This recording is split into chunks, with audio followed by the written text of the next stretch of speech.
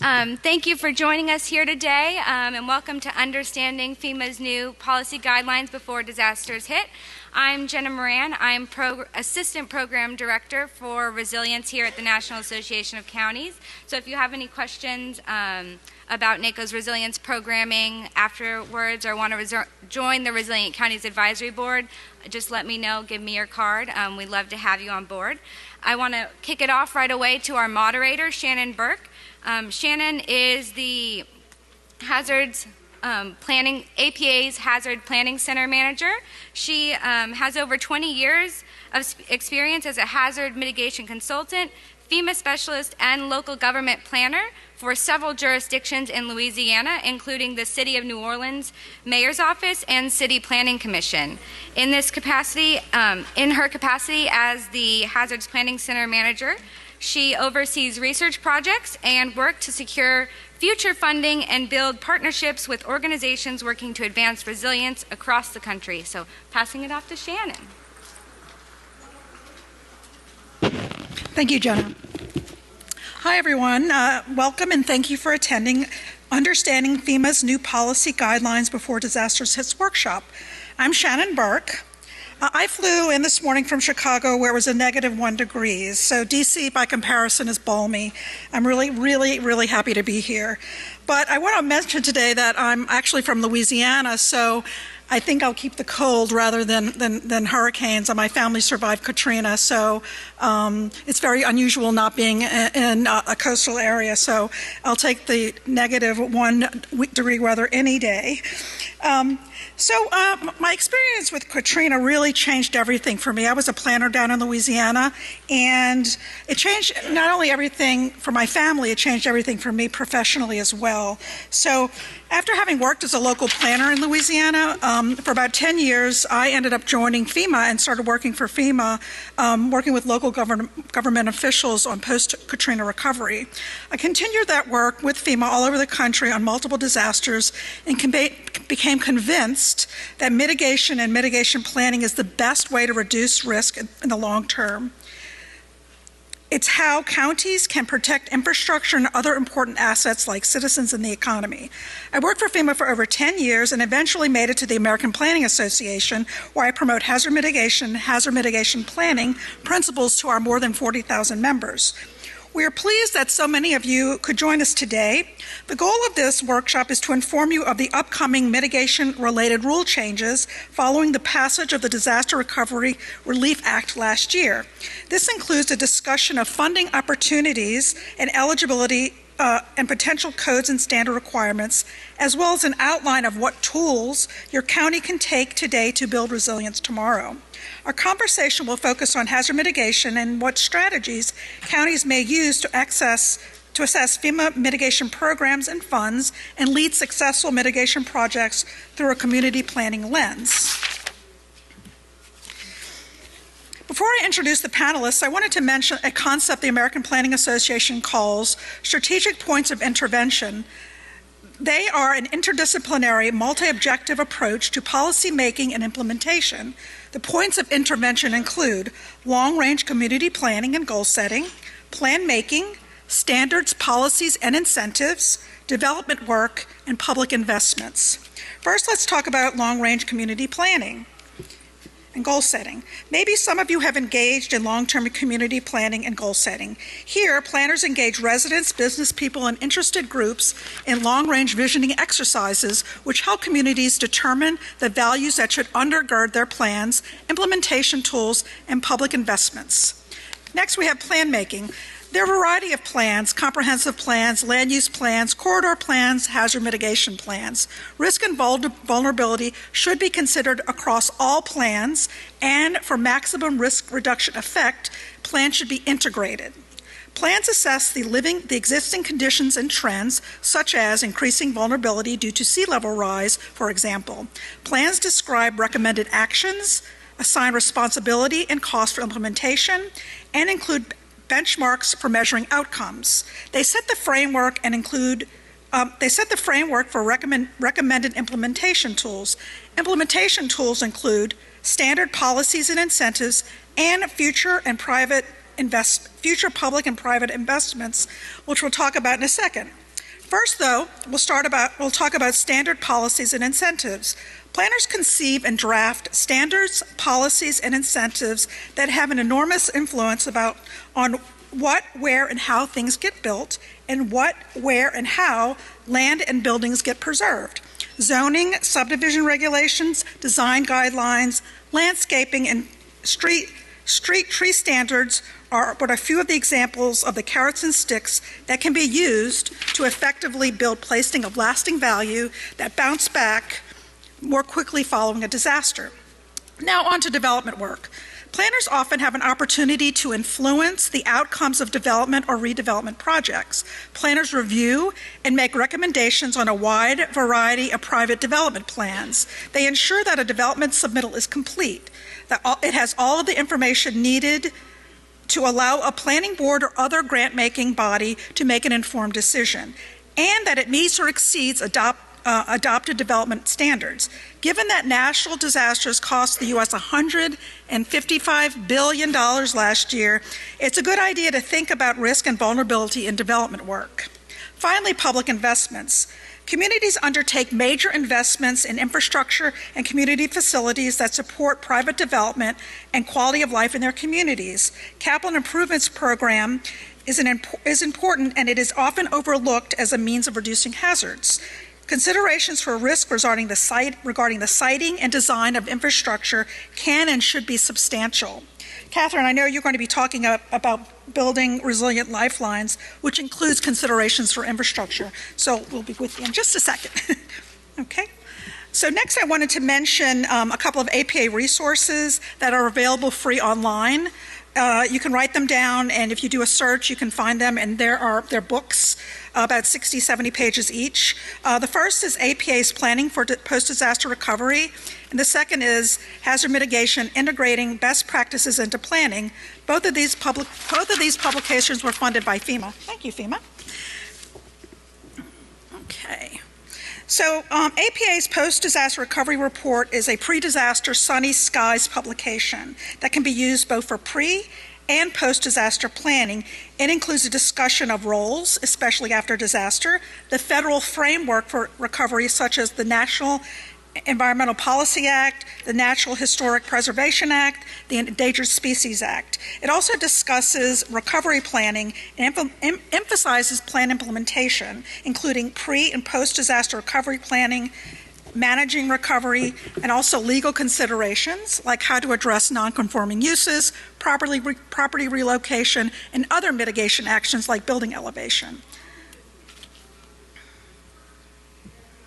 The publication also includes a pre-event model recovery ordinance. The model recovery ordinance outlines a foundation on which a community can organize to efficiently manage short and long-term recovery, preferably in advance of a disaster, as well as after. It provides precise suggestions for establishing the proper authorities to expedite recovery at the local level in concert with state and federal efforts.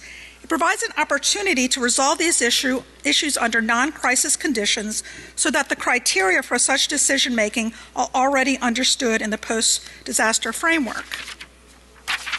If you do a search online, you can find this guide, that guide, and it's in the appendices, I think on page 177. Okay, the next, looks like I have a mistake. The next, Currently approved hazard mitigation plans are largely standalone plan documents with few connections to other plans and day-to-day government operations, policies, and process. It's a best practice to integrate your hazard mitigation plans with your other plans and some of the tools I just went over. So some of the things that work with regard to integration, goals and objectives should be complementary between the local hazard mitigation plan and the comprehensive plan. Implementation of hazard mitigation through expenditures and development regulations, those should be consistent as well. A documentation of existing and predicted future conditions and raising awareness of what can be done about them. A mutual reinforcement between hazard mitigation and other planning goals, and proactive outreach and stakeholder involvement in planning. What doesn't work is procrastination, failure to involve planners in local hazards planning, failure to engage the public participation to communicate about hazards, and investment in redevelopment without accounting for hazards. This happens a lot after disasters, unfortunately. And failure to use other plans to address hazards. Now I would like to introduce our first speaker, Catherine Fox. Catherine serves as the Federal Emergency Management Agency's Assistant Administrator for Mitigation within the Federal Insurance and Mitigation Administration. In this role, she oversees the Hazard Mitigation Grant Program, the Pre-Disaster Mitigation Grant Program, the Flood Mitigation Assistance Grants, and the National Flood Insurance Program's Floodplain Management Program.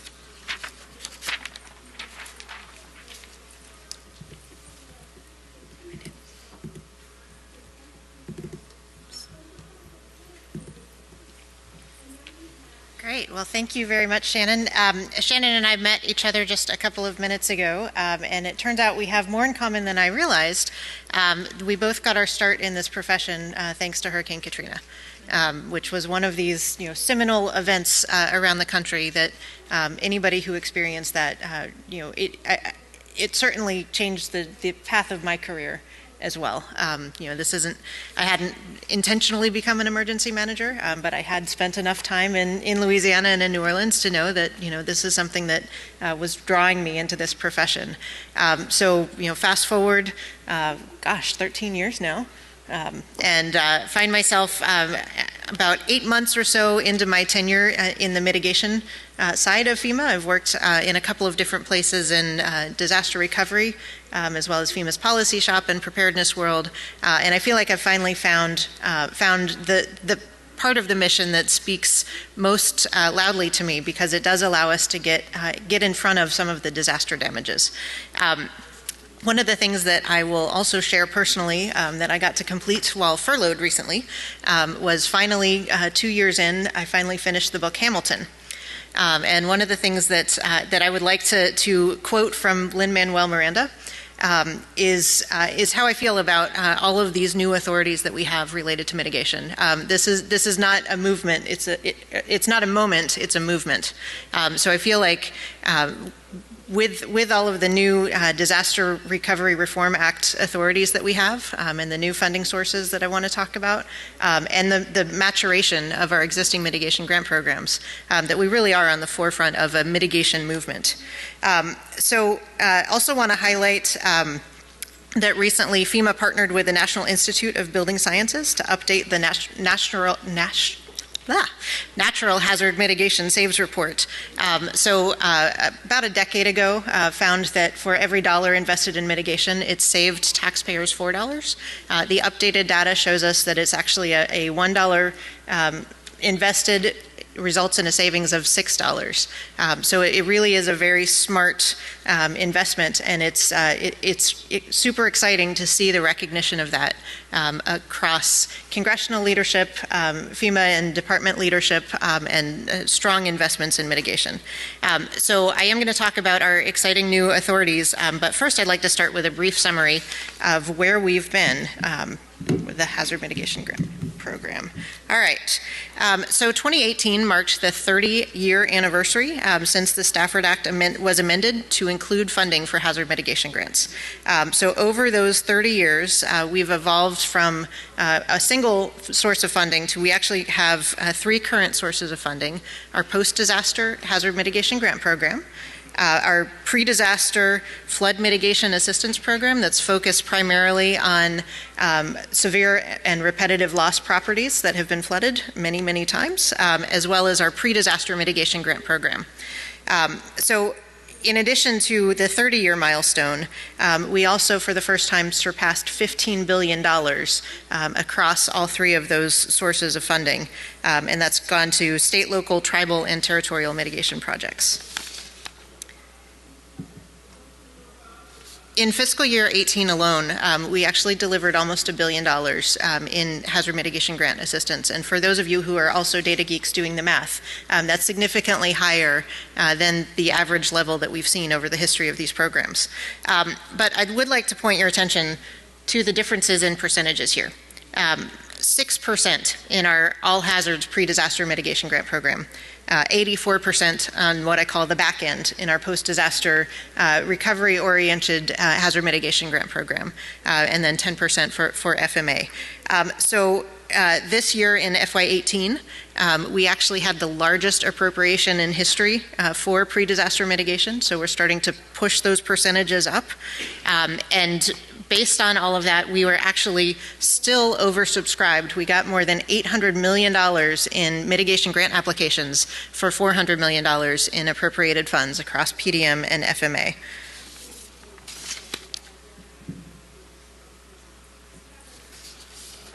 So historically, we actually do, on our pre-disaster mitigation grant program, we do invest a significant portion of funding in mitigation planning grants. And I think that that's critical for a number of reasons. It lays a solid foundation for what mitigation projects communities want to invest in. I think over time, what we're going to see is that mitigation planning grants funded in our pre-disaster are then applied where we have a lot more funding flexibility on the post-disaster side of the house. So this is one of our largest investment types. But I'd also like to highlight that over the history of the PDM program, we have funded $75 million in utility and infrastructure protection. This year in FY18, and I say this year because we're getting ready to make those awards in the next couple of months, we actually got the largest appropriation in PDM history. I'll show you that on a future slide. We did a $100 million set aside just for utility and infrastructure projects, and we saw over a 500% increase in the project applications because we actually had what in DC terms I would call real money this year. Enabling us to really invest in long-term infrastructure kinds of investments. And that's kind of a hint as to where we're going with mitigation and what our priorities are in the future. Many of you may be familiar with FEMA's strategic plan. It includes a couple of different goals. First of all, building a culture of preparedness, readying the nation for catastrophic disasters, and reducing the complexity of FEMA, which I think we can all agree is a worthy goal to be pursuing.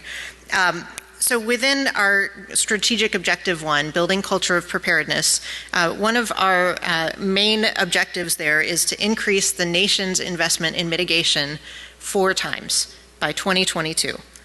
We also want to double the flood insurance coverage by 2022. And this is what we call our moonshots, which is why we've got a little rocket graphic there.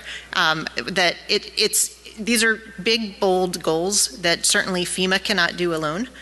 We're really excited to have additional funding streams to make available, but we also want to partner with groups like NACo, with you guys, and with some of our other partners in private sector, at the state, local, tribal, territorial level, and NGOs to really see what are the most effective mitigation investments across the board, regardless of whether they're a FEMA-funded project or whether we're able to nudge the decision-making at the state, local, tribal, territorial, and private sector levels to invest more in mitigation.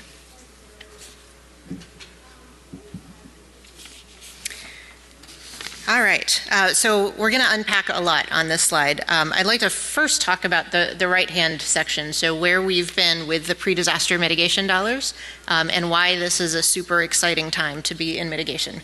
As you can see, over the last couple of years, relatively recently, this has been a $25 to $30 million grant program. And in federal government terms, that's actually peanuts. What we've seen is a surge, both in the FY18 dollars, and then we also just the other week got authority for an additional $250 million investment in 2019. So basically, half of the mitigation funding on the pre-disaster side from the last decade is just in the last 2 years. Application period just closed at the end of January for that 2018 funding pot, but in 2019 we'll be opening that application period in October. And then going forward, we're actually going to be adopting the new grant program under DRRA Section 1234. We're calling that the Building Resilient Infrastructure and Communities Grant Program. And I want to talk a bit about that, and then I have a bunch of questions for you. I'm sure you guys have a lot of questions for me. Since the legislation passed in the fall, we have been very much in the brainstorming and program design and development mode for this new grant program. What it allows is 6% of everything that we spend in disasters, so everything that FEMA spends out of the Disaster Relief Fund, it takes 6% of that and puts it in what I informally like to call a kitty. And so then every year we would be able to access that source of funding. We no longer have to rely on the appropriations process, and we can turn that into a national competition. So right now, our biggest investment in mitigation is post-disaster, and it goes to the states that have just been impacted by disasters. Instead, what this does is flips that paradigm on its head. So we'll take a percentage of disaster funding and make that available the following year for everybody to be able to compete. We want to look at how we can encourage communities to invest in the mitigation of what we call their critical lifelines, and I'll say more on that in just a second.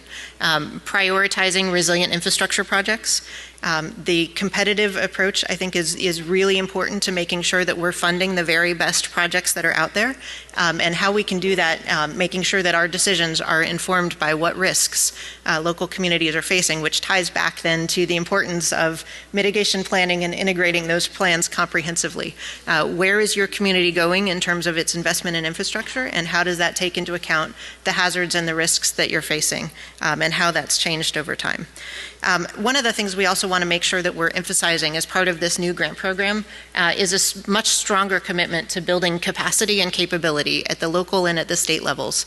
I think that, with a much smaller pre-disaster mitigation grant program, some of these, sort of years, just a couple of years ago, there's really not a whole lot of capacity building that can go on. We can fund a handful of projects, but with a larger funding source, and we're estimating it's going to vary based on disaster activity, but we're estimating that could be $300 to $500 million a year going forward. And significantly higher in years following catastrophic disasters. For example, if we had this authority in 2017, we would be talking about a $3.5 billion pre-disaster mitigation pot, which gives me a little bit of heart palpitations there, is how we get it out the door. But is also it's a super exciting opportunity to be able to kind of shift the decision making, change the way that people are thinking about mitigation investments. All right. So I want to say a little bit more now about resilient lifelines. In my previous job in FEMA, one of my responsibilities was FEMA's after action report coming out of the 2017 hurricane season. And what we saw generated this concept here. What are the most critical things that a community needs in the aftermath of, especially after a catastrophic disaster, to be able to get towards stabilization and then really shape the groundwork for successful post-disaster recovery. And so what that came down to was a focus that is now incorporated all through FEMA's strategic initiatives to look at community lifelines. So safety and security, food, water, shelter, health and medical, transportation, hazardous waste, communications, and energy. One of the reasons I'm so excited to talk to you guys today is because counties own 46% of all public roads, 38% of national bridge inventory. You guys are involved in 78% of the nation's public transportation systems and at least a third of all of the public airports. So I really have, when we get to the discussion portion, I would love to hear some thoughts and ideas that you guys may have in terms of what would be best practices for mitigating some of these community lifelines and making sure that they're fully functional in a post-disaster environment. Just to give you an example, this is coming out of Hurricane Sandy. New York University had a medical center that experienced significant flooding. And because the medical center wasn't functioning post-disaster, they weren't able to serve the community when they needed it the most. So they lost millions of dollars and years of cancer research as a result of the power failure and flooding in that hospital. Following Hurricane Sandy, they developed a holistic campus-wide mitigation strategy. They probably drew on some APA products and some mitigation planning best practices. And we were able to fund a almost $600 million mitigation project as part of the post-disaster repairs to that property. So that's the kind of thing where we want to make sure that, both from the planning stages and understanding what you think the greatest needs and the greatest risks are, and turning that into mitigation projects that can actually save lives after a disaster. Another example that we have back in 2001 in Tropical Storm Allison, we funded a mitigation project for a hospital in Texas. And as a result, during Hurricane Harvey, that hospital was able to stay open. It was able to stay operational. Everything around it was flooded, and yet they were still able to complete their mission due to the investment in mitigation and the foresight that the locality and the state had in putting that project forward. Oh. Okay, there we go. So I didn't have a whole lot of details about this new grant program. One of the things that is my ask for you guys, we're going to have an idea scale to be able to provide input. We want to make sure that we are really emphasizing what it is the stakeholders are recommending to us in terms of structuring the program, how we're setting different priorities. We want to engage with audiences in various different types of scenarios. I had the opportunity to meet with some folks at the U.S. Chamber of Commerce. I think the Build Strong Coalition is putting forward a roundtable in a couple of weeks, talking with you guys here. I'll put in a shameless plug. We're having a hazard mitigation workshop up in northern Maryland the first week in April. So if you have either your state hazard mitigation officer may be there, or some of your locals are certainly welcome to attend that. And we'll be engaging with stakeholders as we refine what this new grant program is going to look like. We're also going to do, right now the staff is actively developing program guidance related to the new grant program. We're not anticipating major shifts in eligibility. What we are seeing is far more prioritization of these lifeline and infrastructure type projects. So we'll be releasing that for a formal public comment period, targeting hopefully 2 to 3 months for that.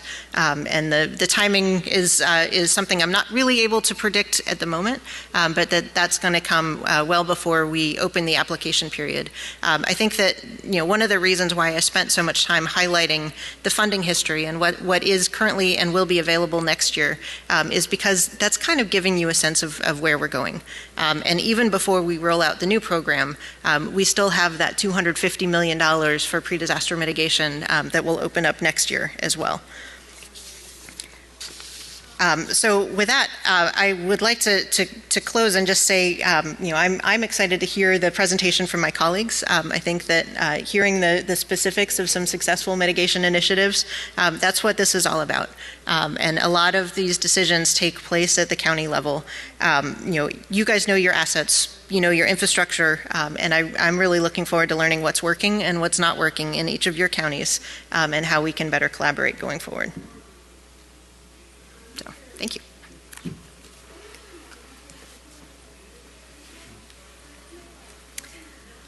Thank you, Catherine. Up next, we have Dale Case. Dale has been the director of the Boulder County Land Use Department since 2008 and a planner for over 25 years. He has worked on a wide range of planning projects and varied land use studies related to managing development and land preservation. Dale is a member of the American Institute of Certified Planners and is a past president of the Colorado chapter of the American Planning Association. He has also been an adjunct lecturer at the University of Colorado, Denver, graduate program in urban and regional planning. Welcome, Dale.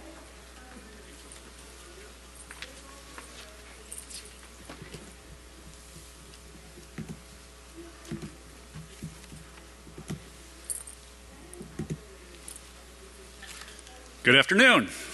Everybody's awake after lunch? How many of you are here have experience with dealing with disasters? Yeah, unfortunately, a lot of hands. I really applaud the folks who haven't had experience yet that are here. I think when I got into my position, when we started working through some disasters that we faced in Boulder County, I hadn't gone to sessions like this. I didn't have that knowledge. I didn't have that base. I didn't have those connections yet. So for everybody here, I think it's great. And I think this is a really important stuff to be sharing and learning. And we learn from each other is what I find through all these, because no disaster is the same and no place is the same. Just setting the area of where Boulder County is, it's in Colorado. Colorado is one of those rectangular states out in the Midwest. Not the West Coast, as some people like to say.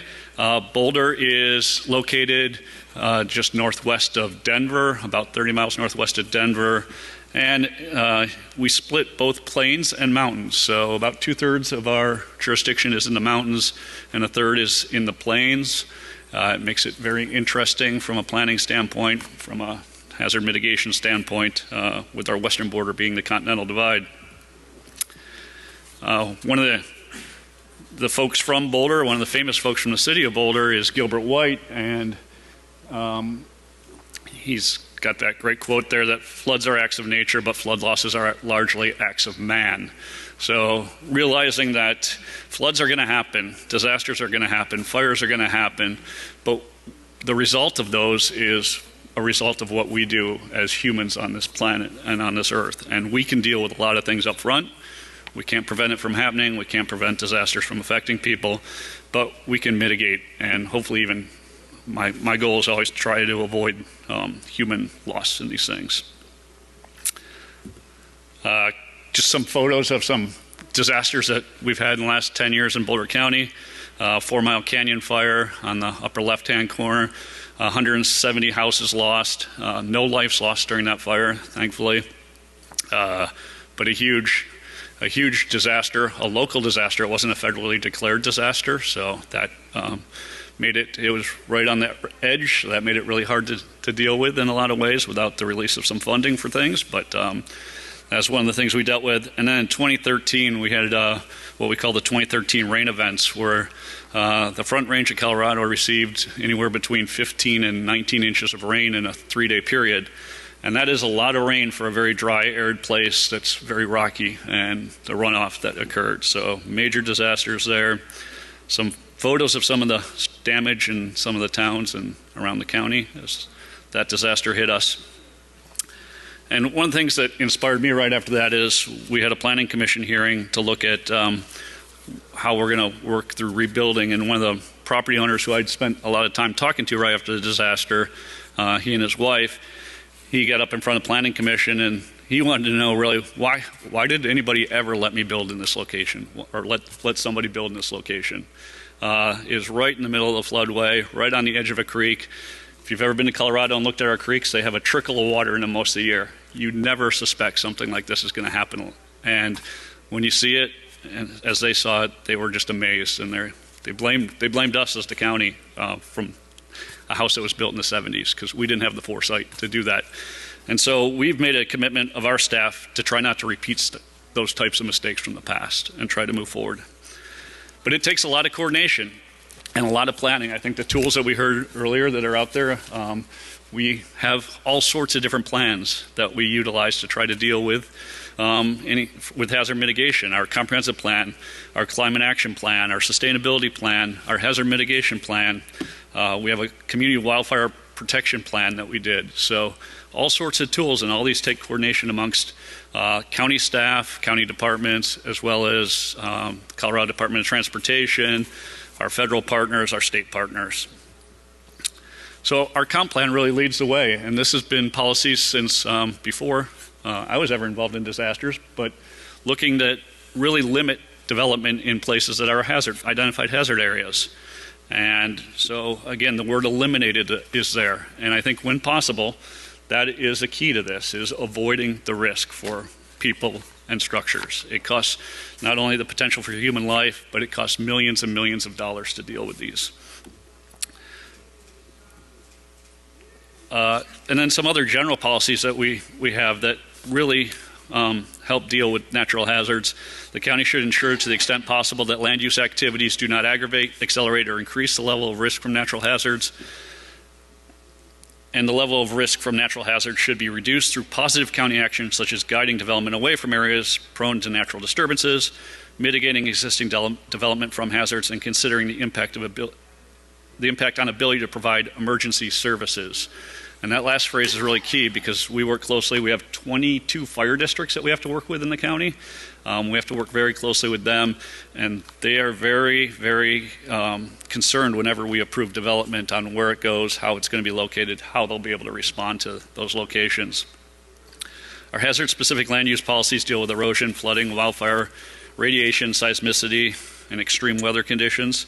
So again, having a good foundation in our comprehensive plan, a good community conversation around that helps set up our land use code and our programs that move forward and help implement that. And then we have some indirect goals in our comprehensive plan that really help reduce the risk. And I key on these because these were not done really with the foresight of natural hazard mitigation or avoidance. This was done for all sorts of general reasons of trying to promote good development patterns and limit sprawl. But that last bullet there in red, that future urban development should be located within or adjacent to existing urban areas to eliminate sprawl, really helped us save a lot as these disasters struck, because we were not approving new subdivisions in the mountains or along riparian corridors out in the county. That development was happening in the cities, and so by changing our zoning and having very limited development, there was less development out there to actually be impacted by what occurred. Just a geologic hazard map that we utilize as we do our planning reviews. And again, part of that comp plan and implementing it and keeping the development to the urban areas is you have the cities in gray where the development goes. Whoops. And you have a lot of the areas around which is green, which we've purchased as open space, or which is Forest Service land, which is protected. And so without development, without humans there, there's less risk for people. So tools, what do we use? We've heard plans, regulations, and programmatic. So I'm going to cover some of this really quickly. Just dip a toenail into some of the things that we do in Boulder County, and you can take it from there. We have what I call the regulations, the hammer side of things.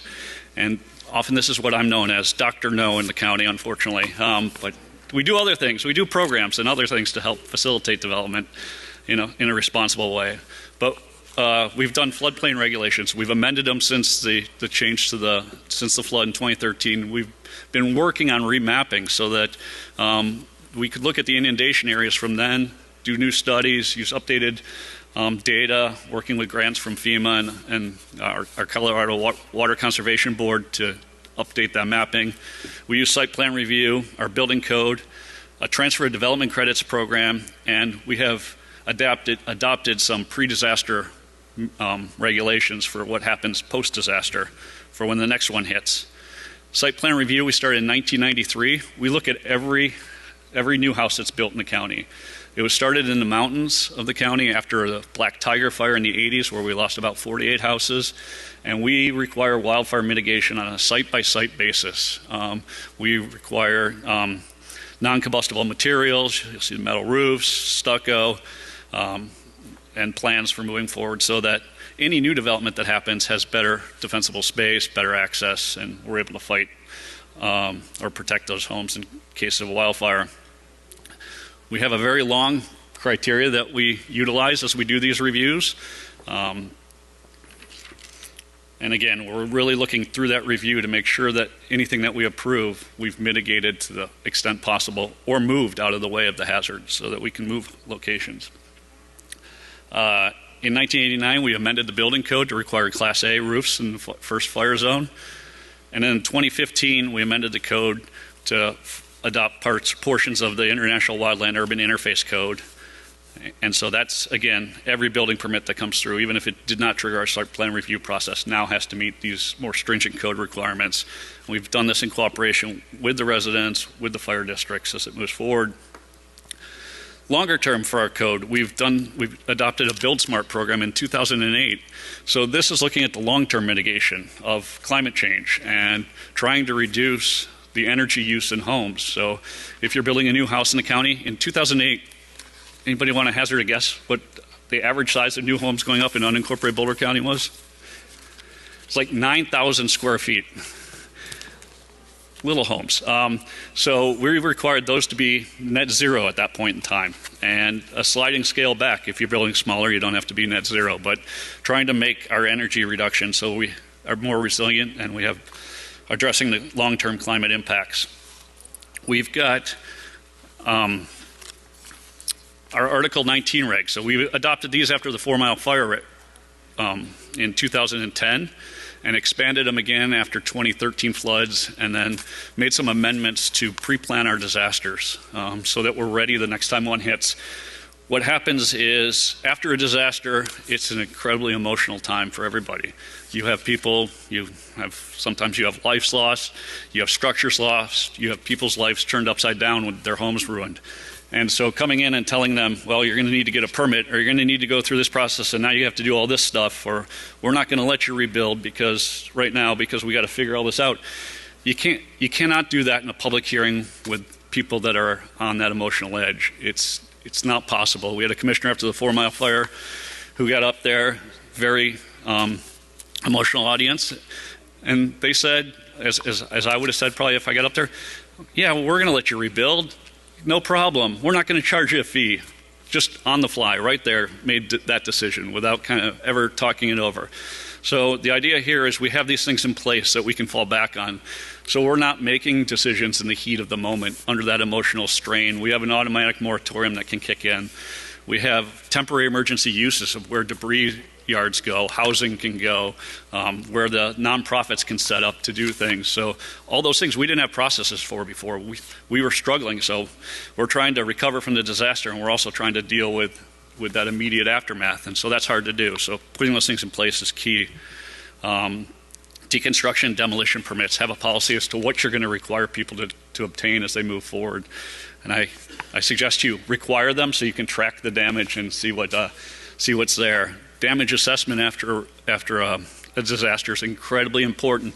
And what we found is our building inspectors and other folks that are out there, they are the people that are answering the questions of people of what's going to be happening. They've got to know more about your recovery plans and your mitigation strategies long term than you would think, because they are the face. They're out there talking to the people that have just been impacted by it. So train those folks to be out there, train them to be knowledgeable about the plan so they can speak to it. And then programmatic-wise, we have our Wildfire Partners program. Now, this program is funded, it's through some FEMA PDM money and the state money, and this is to deal with existing development. We have all these houses. We haven't done a new subdivision in the mountains since 1971. We deal with existing development rights that are on properties. So most of our development is already there and isn't subject to the new building codes or subject to site plan review. This is a program, uses the citizens out there, garners their support, neighborhood meetings, saws and slaws events, we have a chipping grant program, and this program to help them do assessments of their site. They get a sign, they get a record, and they provide that to an insurance company. The insurance companies are willing to insure these properties, where insurance companies were all leaving the county because of wildfire mitigation. It's been a tremendously valuable program and partnership. We are spreading the word around everywhere. Jim Webster is in charge of this program. I can give any of you the contact information. He's done a great job of getting this up and running and making it work. And there's a couple of the people who have taken advantage of it. We've got over 1,400 partners now out there where mitigation would not happen on those properties otherwise, that have taken advantage of it. And I'm going to go back. This picture here is the Cold Springs fire in 2015. And out of all the houses that were lost in it, none of them were Wildfire Partners homes. So eight homes were there that survived. After the flood, we had a buyout program, acquisition program that was funded by Hazard Mitigation Grant Funds and CDBG DR money. We took that a little bit further now. We acquired 47 properties, I think, through that program. But we also said, long-term, how do we get things out of the floodway or other hazard areas that might be dangerous? And so we got grant money and, again, did some planning and created this Room for the River report, which gives the county some tools to move forward on acquisition programs, elevation programs, doing conservation easements on properties to try to keep development out of the hazard areas. We know that we've got 3,000 existing structures in the flood-prone areas. 900 of them are in the regulatory floodway. So really trying to concentrate on those high hazard areas so that we can move forward. And just another plug for a resource. I use the APA ones all the time. They sit on my desk. I've also been involved with a group in Colorado that put out the Planning for Hazards Land Use Solutions for Colorado. Now this is specific to Colorado, a bunch of different planning tools, but you can apply a lot of it to your jurisdictions as well. The website is there, planningforhazards.com, and it's a great resource. It's interactive. It's being continually updated as it moves forward. So this is all easy, right? Because disasters, people know, don't do it again. One of the great books that somebody gave me at a public meeting right after the floods was John McPhee's The Control of Nature. And I use that book and read it all the time because it shows we're humans and we all deal with things different ways. And this shows that people, even who have been through disasters, they want to go right back to living where they lived. They loved why they lived there. And so how do we do that? How do we make it safer? How do we deal with people and their emotions as things move forward? And I call it the GARP mentality. If any of you are old enough to remember this book and movie, Robin Williams says at one point, we'll take it. The odds of this happening again are astronomical. She's been pre-disastered. We will be safe here. And that is what you deal with people all the time out there. So it's an ongoing process. It's a community conversation, and giving people some options is the key to doing it. Thank you.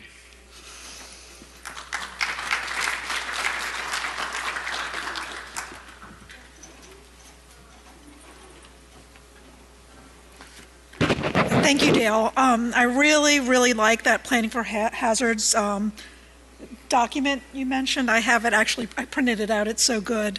So I recommend taking a look at that. Okay. All right, so next, and finally, we are joined by Tim Trotman. Tim is the Engineering and Mitigation Program Manager for Charlotte-Mecklenburg Stormwater Services in North Carolina. He is actively involved in the national flood policy issues with the Association of State Floodplain Managers. Mr. Trotman oversees a $10 million annual program that includes water quality and flood mitigation capital improvements projects, local mitigation planning, flood warning, and floodplain map maintenance. He has a BS and an ME in civil engineering from the State University of New York at Buffalo. Welcome, Tim.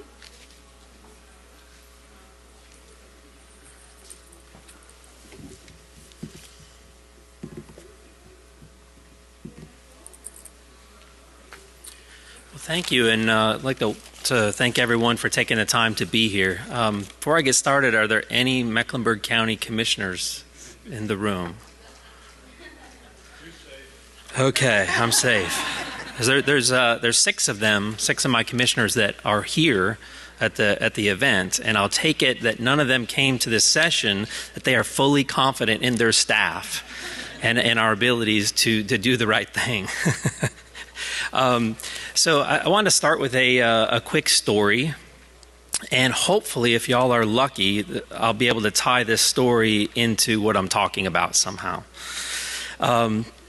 This was many years ago. I have two children that are high school and getting ready to graduate high school now. This is many years ago, and my son and I. For some reason, we were going to church on Sunday by ourselves, and my wife and daughter weren't there. And we got to church, and turns out it was Mother's Day when we went to church. And so, of course, on the way home, my son goes, "Hey, Dad, can we stop at the store?" So I said, "Okay." So we ended up going to the store about 12 o'clock on Mother's Day to let him get something for my wife. And if there's any other guys in the room and you've ever been to the store and in the card section on a holiday or Mother's Day, it was a traffic jam in the card aisle of men and their children buying cards. So we had to kind of fight our way through the aisle and see what kind of cards were left. And I let my son kind of do the whole thing. Let him pick it out, and we got some flowers, and I just kind of glanced at the card, and it had this nice comic kind of image on it. And I said, okay, we're good. So we get in the car, heading home for Mother's Day, and I'm driving, and in the back seat, all of a sudden, he just bursts out into laughter, like uncontrolled laughter. He's probably in first, second grade at the time. And I said, what's going on back there? This was before he had a phone, so I knew he wasn't looking at some funny YouTube video on his phone. And he said, Dad, this card is hilarious. And I said, well, why didn't you laugh in the store? He said, well, I'm just reading it now. I said, well, why did you pick it out? He said, it looked really cool. He looked at it and saw it looked good, and he grabbed it, and off we go. So and I'm let out a little secret for probably some of the guys in the room is sometimes we're in a hurry. It's not bad intention, but sometimes we're in a hurry and maybe we don't read the entire card all the way through. So I have a feeling I genetically maybe passed this along to him as well. But we made it home, and it turned out to be a good Mother's Day. And so the moral of the story, and how I'm going to tie it into what I'm going to talk about, is the importance of planning ahead, which is what these fine folks to my left have talked about so far. Is although this experience turned out good, waiting till the last minute and then and then figuring out what to do in the midst of a disaster can lead to a potential disaster. And certainly, as you have any plans that are developed, especially as commissioners, make sure that before you invest in that plan, you've read and understand what's in it. You may get lucky and invest in it like my son did and think it's hilarious on the way home, but certainly those were two important lessons that we learned that day. So flood disasters. I work for our stormwater utility in Charlotte-Mecklenburg, so my focus is on flood hazards. So that's predominantly the hazard that I'm talking about today. I think we've already heard Catherine or Shannon mentioned the number of $150 billion last year in disasters, about $150 billion in 2019 alone. That's a big number, folks. And Catherine said that FEMA finally hit the $15 billion investment in mitigation mark after 30 years of the program. So $15 billion over 30 years has been invested. And we had $150 billion last year in disasters. And so, and last year in particular, the U.S. had the three costliest disasters. So just the rough math, what that tells me and what that should tell everyone is that the federal government cannot do all this alone. The federal government cannot make us a resilient nation alone.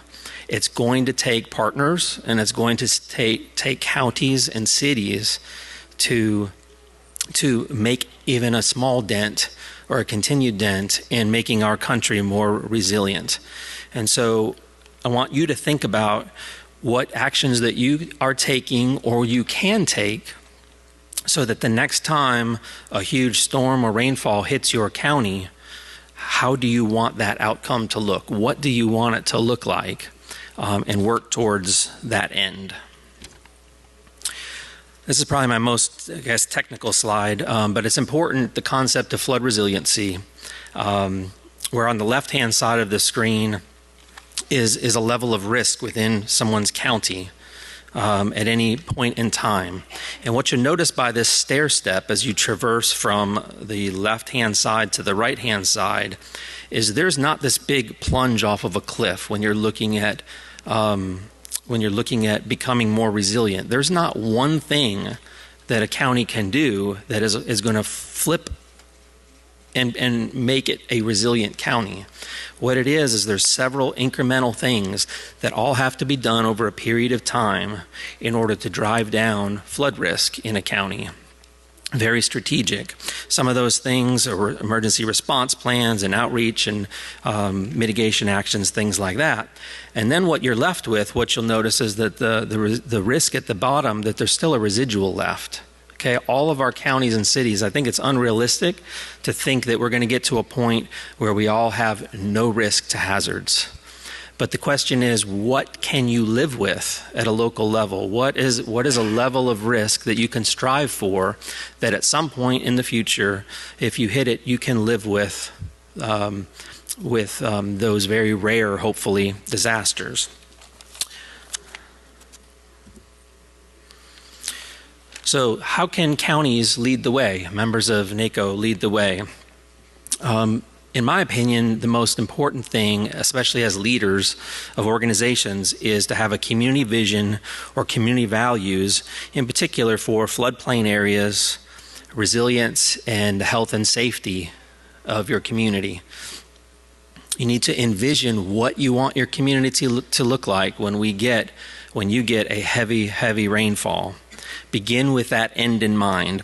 And fortunately, some of the examples I'm going to show, we did that about 25 years ago in Charlotte, Mecklenburg. And with wonderful support from our commissioners, none of which are here today, we created a general vision for our floodplains in Charlotte, Mecklenburg that's captured in part by the photographs here. And basically the story that we headed toward, and the end that we are still on a journey toward, is to try to let our floodplains flood and function strategically. In reality, we are not going to be able to clear out all of our floodplains. But in general, we are trying to build community assets in our floodplain, like greenways and parks, and then let them flood and store flood water. The vision for your county may be different. But I wanted to share our vision and what we've been working toward the last 20-some years in Charlotte, Mecklenburg. So I want to cover, I think, 4 or 5 different areas with some examples, and then we'll turn it over for a panel discussion. So number 1, partnerships. I think we've done a fairly good job of partnering with different entities to implement at a county level. It's very difficult to do everything at a local government without partners.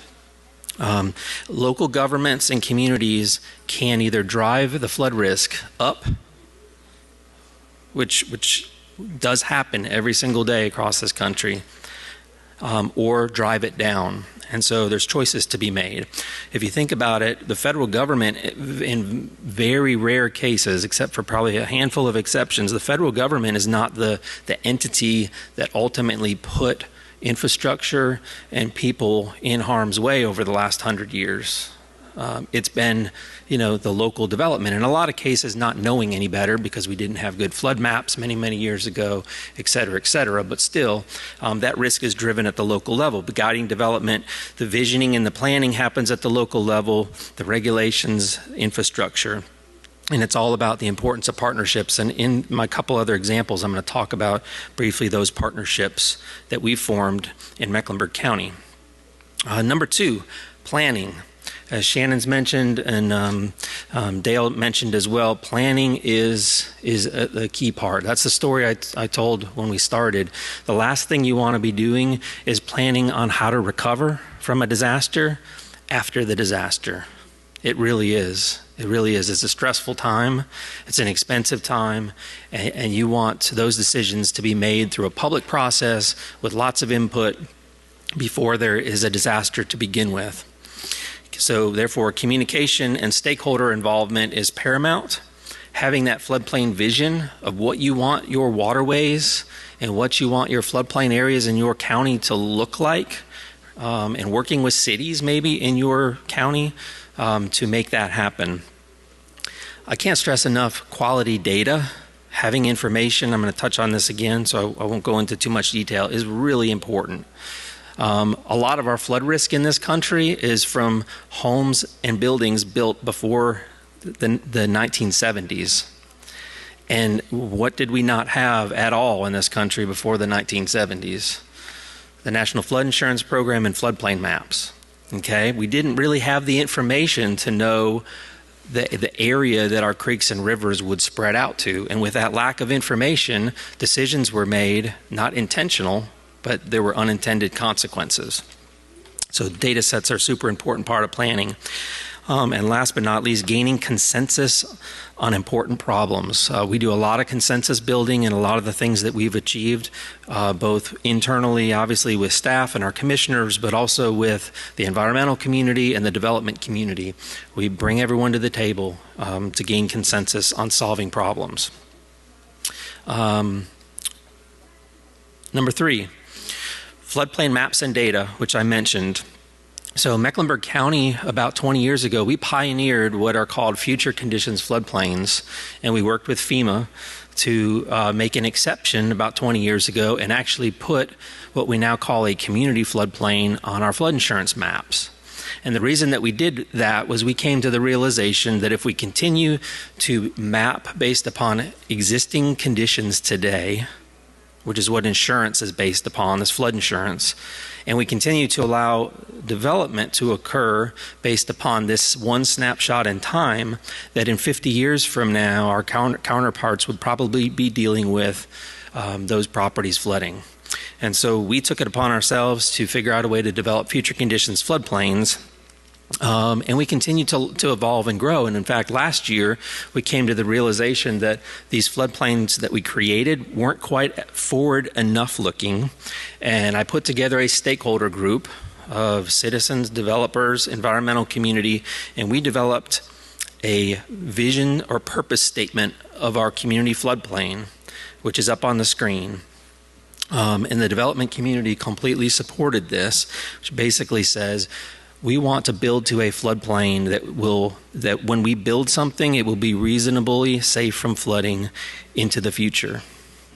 And so we're modifying actually our future conditions floodplain mapping right now to account for several other factors to try to really make sure our builders and developers want to build it once, and they want to build it right, and they want what they build to be there in 100 years from now.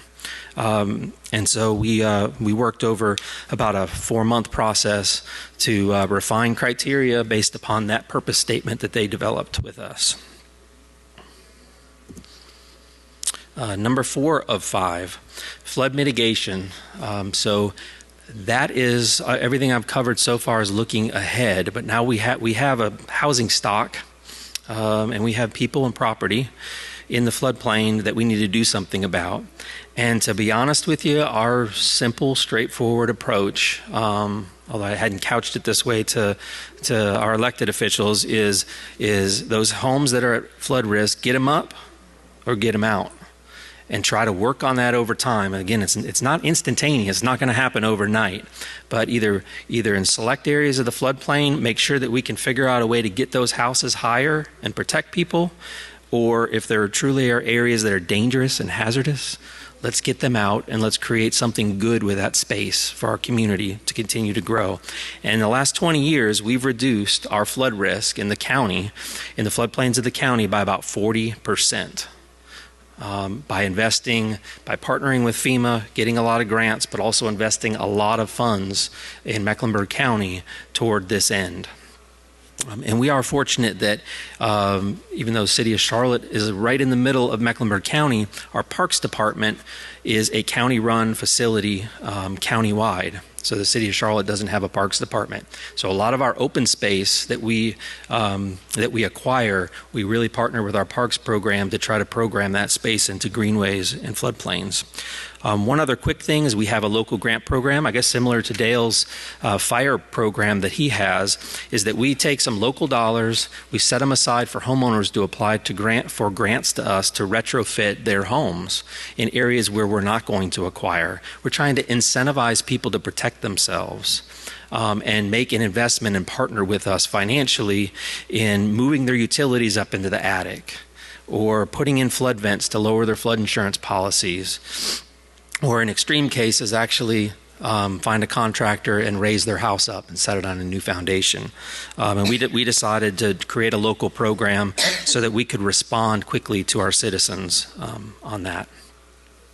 Oh, sorry, I have a photo here of an example of a buyout apartment complex on the left and right side of the creek, and we acquired some buildings on the left side of the creek, one of the complexes, and then we acquired a bunch more on the other side of the creek, and then we went in and created an amenity for the community, a natural pond, and did some stream work to try to take that and create an amenity. And you know what? The most thankful folks of this whole project of removing about 600 units out of the floodplain is our fire department. They came and thanked us endlessly, because for them to figure out how to evacuate 600 families from an apartment in the middle of the night with about 30 minutes notice as the creek is coming up is truly a daunting task for our local emergency responders. And so they and the Red Cross thanked us immensely. The last thing I'm going to touch on, this is a little bit off base here, but flood sensors. So another thing that we do in Charlotte-Mecklenburg is we have an incredible gauge network to monitor our flooding. We have a lot of flash flooding. So literally we have a few hours to prepare for flooding as it moves through our community. And after a couple big floods and a bunch of 911 calls in the 1990s, and our fire department running around like chickens with their heads cut off trying to help people, they said, hey y'all, we're in the South, is there a way you can put smoke detectors in the creeks? Because those smoke detectors certainly help us during a fire. That way we don't get a call when the house is ablaze. We get a call when there's smoke that's starting to come up. And we can get there before the fire is full blazing and do something about it. And we said, you know what, let's figure that out. And so we created a flood information notification system. It's based on a partnership with the U.S. Geological Survey, where we have about 60 gauges throughout our community and 80 rain gauges, and a bunch of programming and IT folks have programmed things, and engineers, so that we get some notice, even 30 minutes advance potential notice, and the fire department can get on scene and start to make decisions about closing roads, about evacuating people as the creek's rising. And one of the cool things that we're doing now is we're working with the Department of Homeland Security. They have a science and technology division that invests in new technology, and they are working with some private sector partners to try to figure out how to develop these flood sensors for less than $1,000 each. Because the USGS gauges are quite expensive. They're used for national data. And so I want to commend DHS for working with us and a bunch of other communities to actually deploy these. We've had some of their gauges out in the field now for about 9 months to try to expand our network going forward. So lastly, what can you do differently to make your county safer? Number one, have a vision. Most important thing. If you have a vision as an elected official, or your staff have a vision, and everyone's on the same sheet of music, you can get to Disney World a lot faster that way. Number two, build higher and safer. Regulations are the backbone to that, but I tend to not necessarily think of regulations as exclusively a hammer, although it is we try to work with the development community to make them successful and to build things that will be here in 100 years from now. Number three, invest in information and data. Like I said before, the floodplain maps created in the 70s and 80s are a great example. Now that we have the data, our building and development throughout the country is safer than it was. And number four, be sure you're looking to the future and not just looking at the here and today. We live in a dynamic planet with dynamic stream systems that move all around, and we have to be looking out, whether it's 50 years or 100 years, and try to plan and develop safely going forward. Thank you.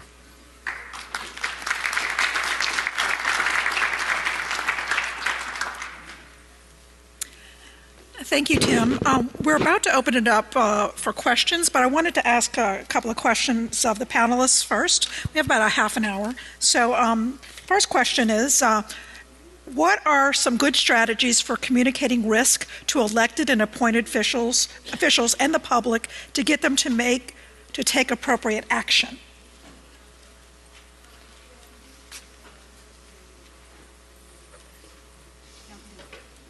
There we go. All right. Everybody hear me? That is a great question.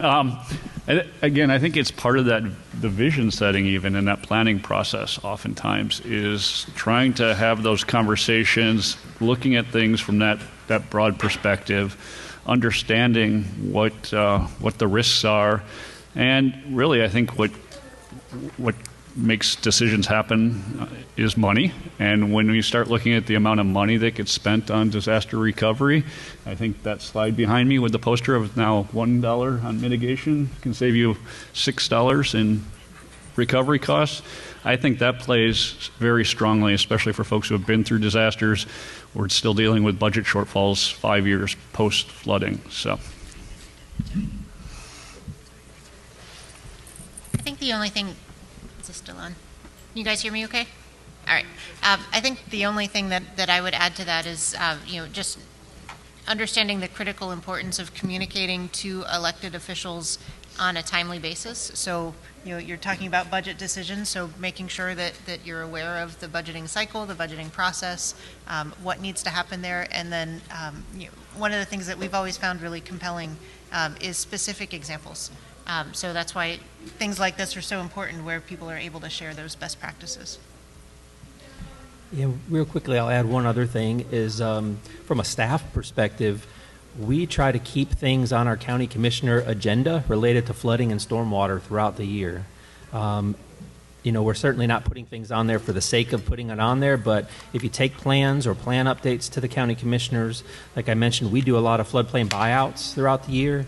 And so almost every month on average, we have some floodplain buyout or some stormwater related item on their agenda. So it's kind of hard to forget about, stormwater and flooding when there's constantly agenda items to approve, and it shows that you're doing something as well.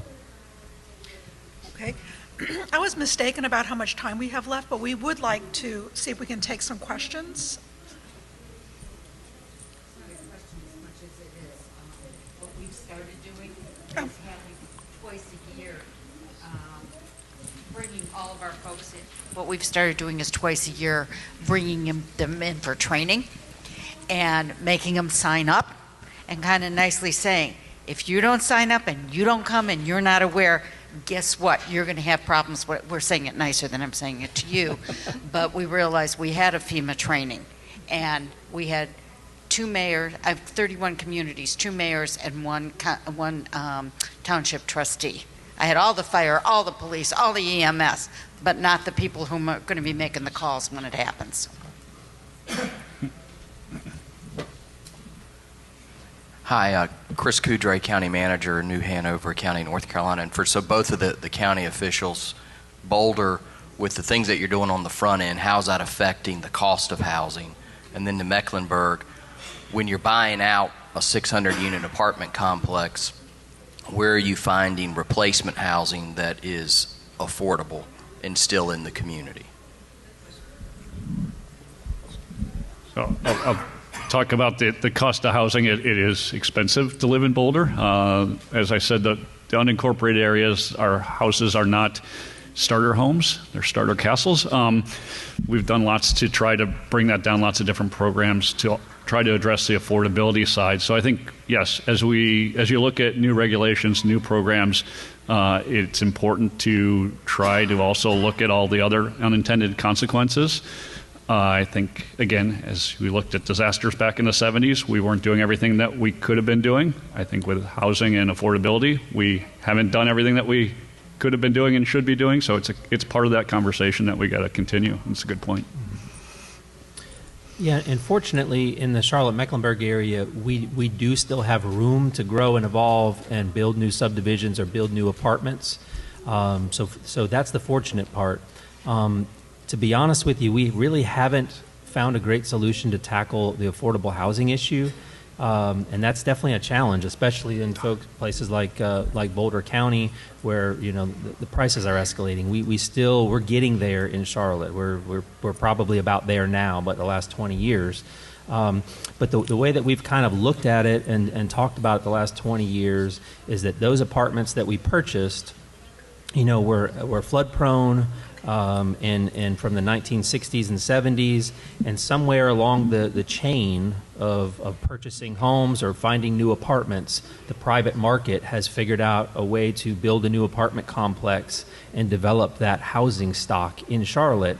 And so we've taken some housing stock that is older and at risk, and it's been replaced by something up on a hill somewhere that's brand new. And so those trade-offs are what has allowed us to continue to do that. Certainly would be a challenge if we were along the coast or somewhere where there was no truly safe place to go, or growth was maxed out. But that's how we've dealt with it. Yeah, a question for Shannon. One of your goals is to try to get people to buy flood insurance, to minimize the hazard. We're in a flood-prone area, and when people build, we're subject to flooding in our area. But when people buy a home or they build a home, and the mortgage company says you don't need flood insurance. But then we were hit with a disaster like the flood of 2016. We're from Louisiana, and we had 30 inches of rain in 24 hours. People flooded that had never even dreamed of flooding before. Is there any educational material or something that we can go out to the public and encourage them to buy it? Yeah, so absolutely. There's a whole floodsmart.gov campaign that has all sorts of material on the flood insurance program. And then I think that, so that's from an outreach perspective. And I think also, as some of the other panelists, but also some of the questions have raised, getting more sophisticated in terms of how we talk about risk. Looking at, a flood map is not necessarily just a line on a map. There's residual risk all over the place. So making sure that, one thing that we would like to invest in more is putting those tools in your all's hands to being able to better communicate that risk in advance. There are a lot of information out there in terms of the flood insurance program itself. But I think overall, the goal needs to be not just flood insurance and understanding your flood risk, but communicating broadly that you need to have solid insurance, because there's not necessarily a post-disaster program that's going to make you whole afterwards. So I think Louisiana has probably been hit some of the hardest of any state in the country. So making sure that people understand that without proper insurance, your recovery is going to be delayed, and it's going to be expensive, and it's going to be hard. So I think the other thing that I want to make sure I don't lose the opportunity to emphasize is just the importance of those building codes, looking at future risk, strengthening those whenever possible. I think one of the programs that we have to try to incentivize communities to adopt stronger building codes is our community rating system. So communities that take greater and greater action will actually get a discount for their policyholders on the flood insurance side of the house. And that's been hugely helpful in trying to communicate that this is something that there are massive risks out there, but if communities are making these investments in mitigation, we're trying to make the flood insurance side more affordable.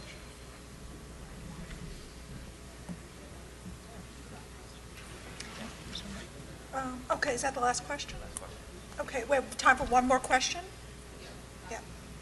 Okay, Lynn Patchett from Colorado, and real quick, for the planners especially when we do have a situation where maybe we have a lot of geohazards or a lot of hazards and not so much real estate to move to or places to build that are safer than others. Have you had any pushback from your organization or your citizens for trying to collect better data to better define the hazards? And if so, what did you do about it?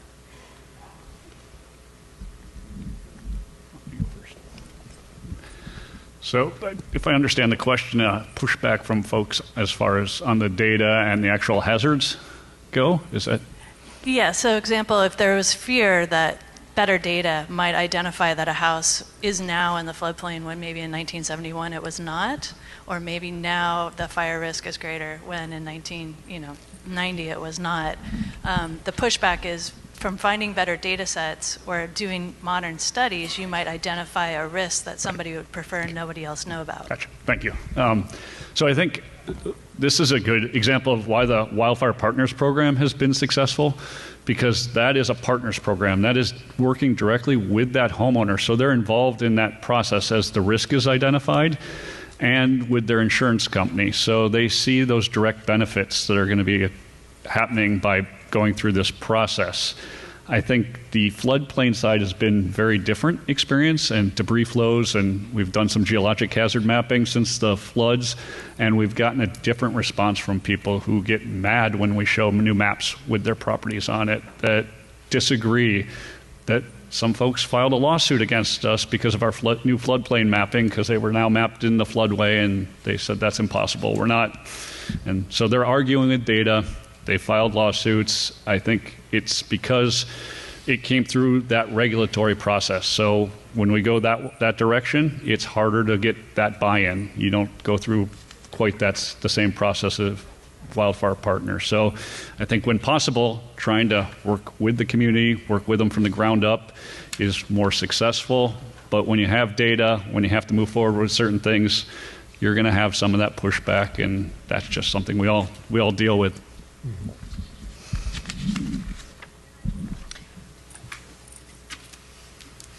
Thank you, everyone. But before we wrap up, I wanted to discuss a couple of highlight a couple of points that we talked about, which we hope that you will take with you. No matter your county size, many of the lessons and tips shared today are transferable. If you do not know, when you get back home, ask your county planners, emergency managers, what tools they have in place to assess risk and mitigate against it. And I encourage you to start incorporating mitigation into your plans and all programs so that you can promote consistency within and concurrency between plans. I also wanted to mention in the back of the room, NACo has a 2018 Emergency Management and County Government Survey. Looks like that's the results of the survey. So that's in the back of the room. I can't wait to see that as well. So thank you very much to the speakers, and thank you all for joining us today. I hope it was informative. Thank you.